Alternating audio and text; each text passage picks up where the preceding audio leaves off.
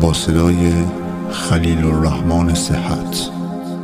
الله الله یا الله یا الله یا الله، الله الله یا الله یا الله یا الله. حمد تو را گویم ز جان، جانم فدای نام تو. ای خالق جان و جهان، جانم فدای نام تو.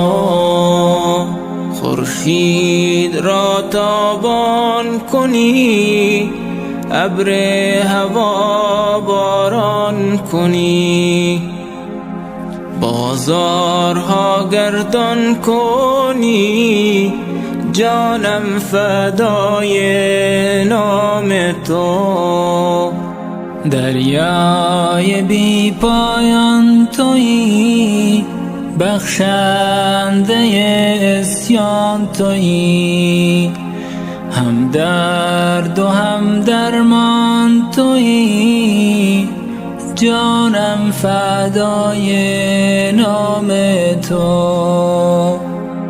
در دیده ها بینا تویی، در شور و در غوغا تویی، در هر زمان گویا تویی، جانم فدای نام تو. الله الله یا الله یا الله یا الله، الله الله یا الله یا الله یا الله. هستی تو اندر لوح دل، خوانم تو را از جان و دل. هستی تو اندر آب و گل، جانم فدای نام تو.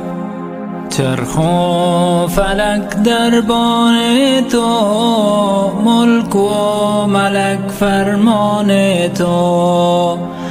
ارض و سما شد خوان تو، جانم فدای نام تو. الله الله یا الله یا الله یا الله، الله الله یا الله یا الله یا الله.